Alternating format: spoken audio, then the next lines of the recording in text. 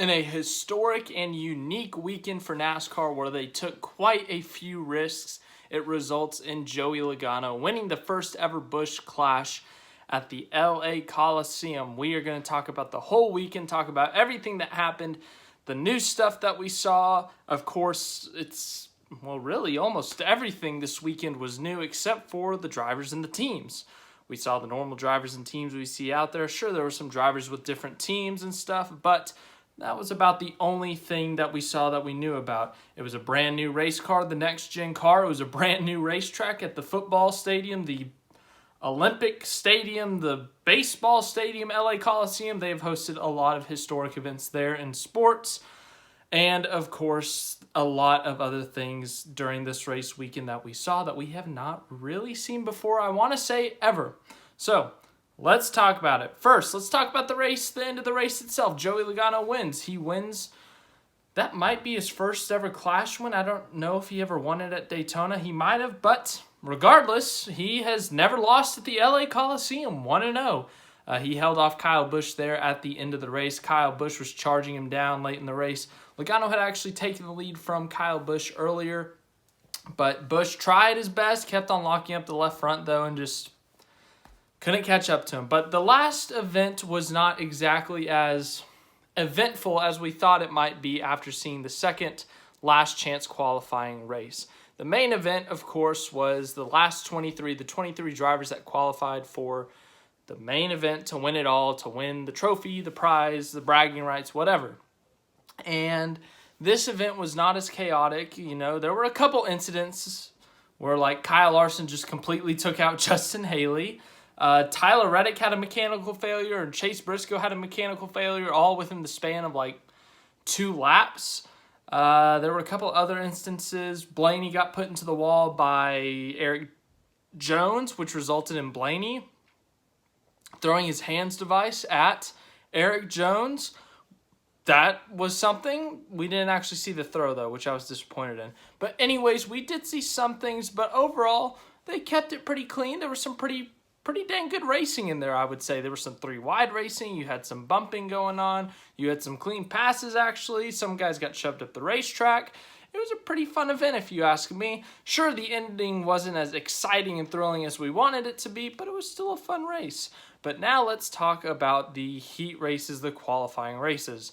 Yesterday, we had a practice, which we did a live stream for, of course, to talk about it. And then we had single car qualifying, and that determined the lineups for the heat races. The 4 pole sitters for these heat races, there were 4 heat races, of course, were Kyle Busch, Justin Haley, let me think of the other ones.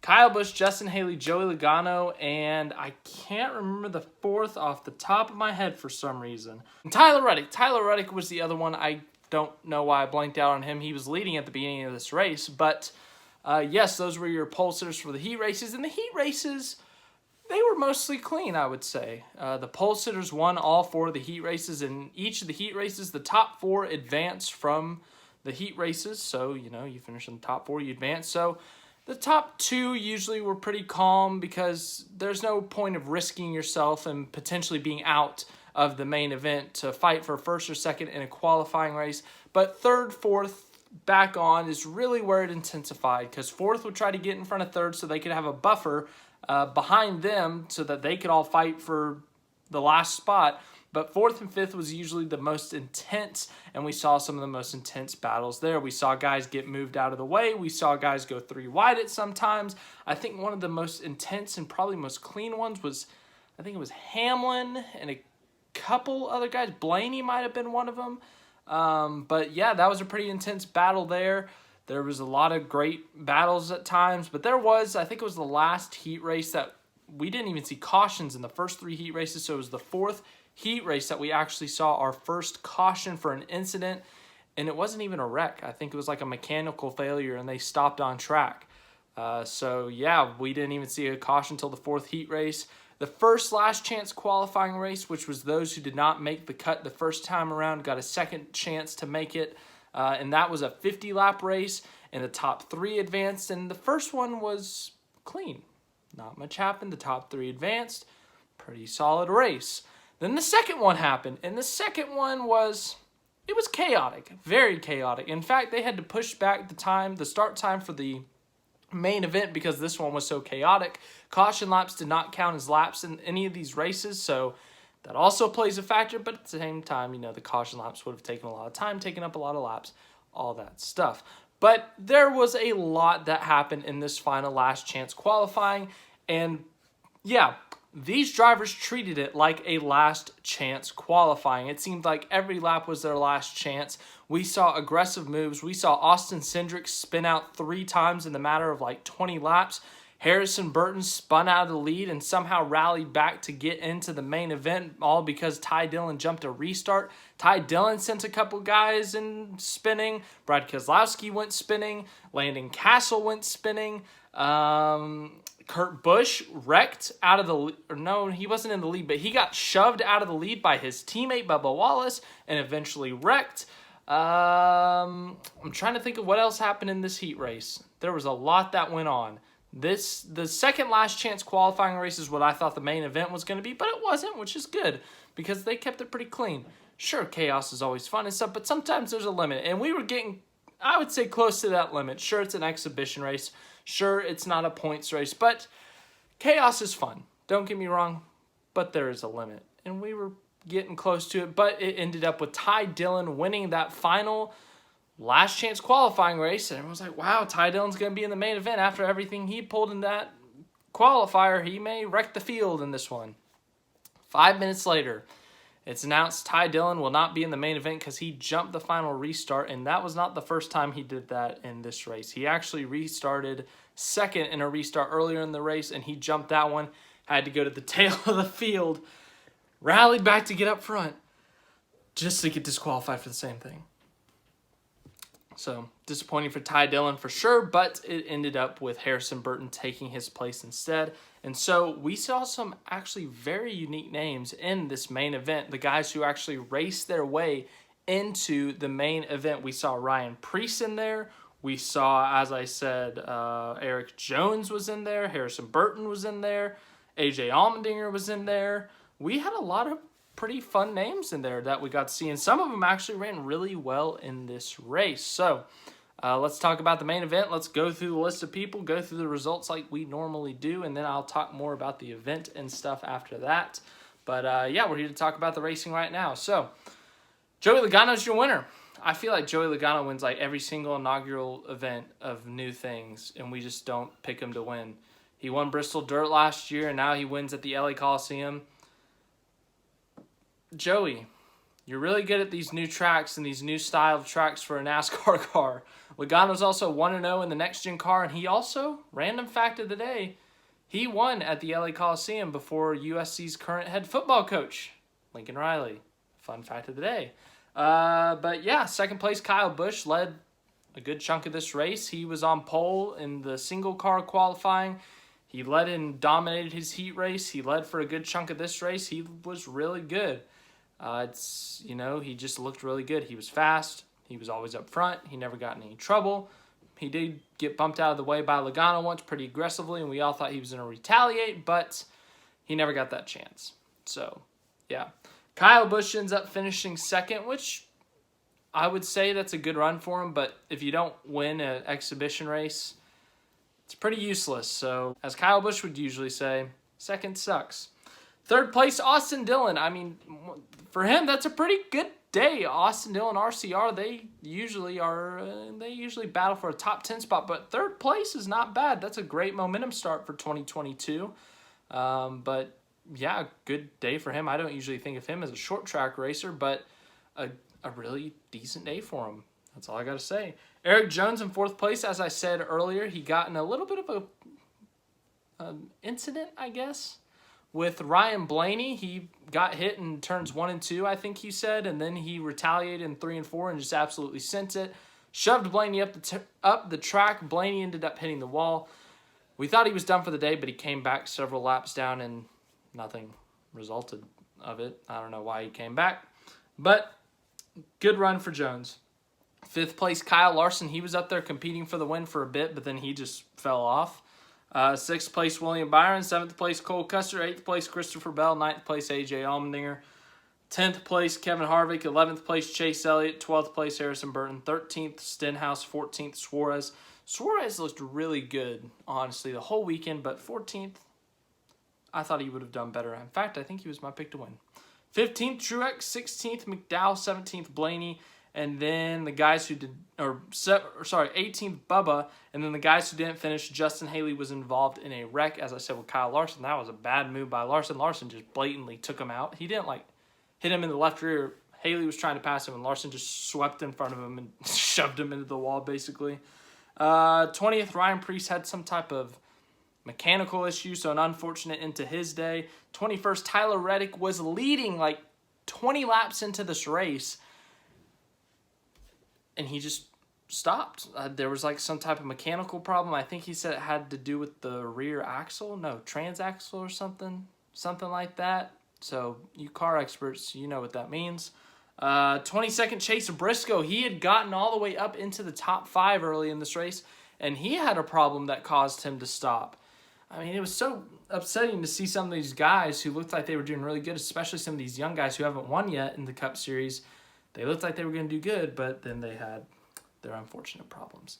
Then Denny Hamlin in last, and Denny Hamlin hit the wall, had a problem, had some hose leak or something, and he was done for the day. So that's your finishing results, but what a weekend at the LA Coliseum. And I have to say, if this chair would roll, I have to applaud NASCAR for what they did this weekend.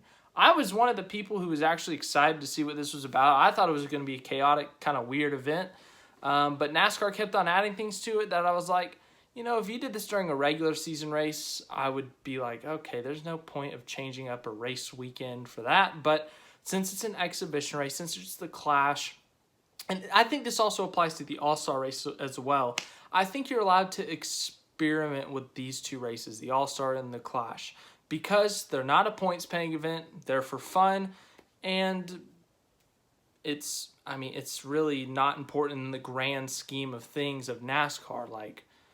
When you look at the championship later in this year, whoever wins the championship, you're not going to look back at the Clash and be like, oh yeah, we won that race. Or if someone loses the championship or misses the championship by 3 points, they're not going to go, if we didn't lose that race at the Coliseum, or if that was back at Daytona, we would have had those playoff points. No one's going to look at that like that, because this race wasn't worth points. It wasn't a playoff spot. It was simply an exhibition race for fun, for whatever you want to do it. Yeah, the team's got money, the drivers got money, all that stuff. But from a fan standpoint watching, this is my perspective, it was for fun. And honestly, they did a great job with this experiment. We've seen them experiment in the All-Star race quite a few times in the past few years. It was the first introduction of what was the 550 package. We saw them experiment with formats, doing inverts, and we saw them doing 7 stages in an all-star race. We saw them do segments. We saw them do pit crew challenges. We saw them do a lot of things during the all-star race that they experimented with, did just kind of wacky stuff with, but that's the right place to do it. You wouldn't do that at the Daytona 500. You wouldn't do that at the Coke 600. You wouldn't do that at a regular season Cup Series race.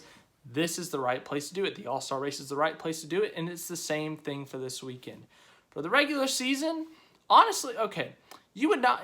23 cars is good for the LA Coliseum. It's a quarter-mile track, and it's usually a football field. 23 cars worked. But if you put a full 40-car field out there on track, that would not work. You would not be able to go 2 seconds without someone wrecking, 2 seconds without someone getting run up the track, because 40 cars smushed into a quarter-mile track, this would not work. It would not work. So that's why I think that this is good. The All-Star race and also the Clash, that's what we're going to talk about. But the Clash, you don't need 40 cars. You can cut it down. You can make it a qualifier. You have to qualify into the race, and you're going to have a chance to race your way into the race with mini races, basically, those heat races, with 10 to 12 cars in these heat races. I think that's a great idea. I think that was well executed. Another thing, as I said with the new track, I should say, but you wouldn't be able to do that on a normal weekend. I lost my train of thought. Also, during a normal race weekend, you wouldn't be able to have a halftime performance. Now, I get it. Other sports have halftimes. You know, you go to a basketball game and they have halftime. They go to the locker room. NFL, they go to the locker room. Soccer, they go to the locker room. Whatever sport it may be, except for like baseball. Okay, every other sport usually has halftime. So NASCAR has never had halftime. Recently, we've introduced stages, and it's not even really a halftime. It's more like a timeout. You know, they go under caution, they do pits, but the drivers are still in their cars. They still are talking to their teams. They're still trying to figure things out of how to make their car better for the race. And the fans are usually still watching the race. If not, they go to the bathroom. You go get a hot dog or something. But it's not like you get to go, there's a 20-minute break. Well, today NASCAR experimented with a halftime performance with Ice Cube. Ice Cube, hip-hop, rap, singer, songwriter, maybe. I don't know if he writes songs, but point being, he did a halftime performance, and honestly, I thought it was a pretty fun idea. Now, look, I'm not exactly a country music fan, so you gotta just take this with a grain of salt, but I just don't like country music. So seeing country artists do pre-race shows and stuff a lot just kind of gets boring after a while. I get that NASCAR, the demographic of NASCAR, the majority of them, I would say, are country music fans. That's just not me. It's nice to see something different other than country music.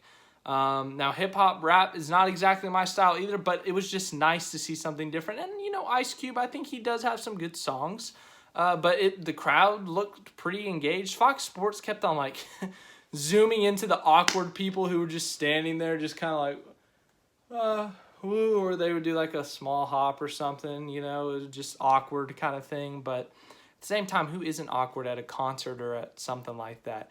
Anyways, my point being, that was actually really unique to see and actually kind of cool to see that they tried something different. You know, you're in LA, which is not exactly a NASCAR market, I would say. You know, when you think of NASCAR, you think of the South, you think of Alabama, you think of Georgia, Florida, you think of all the South, you know, the stereotypical South, but not LA, and you don't think of things like in LA that would be at a NASCAR race. Like, you would not, 10 years ago, if you told someone that Ice Cube was performing at NASCAR, I think they would laugh at you, because that, honestly, it just doesn't seem like it would fit together.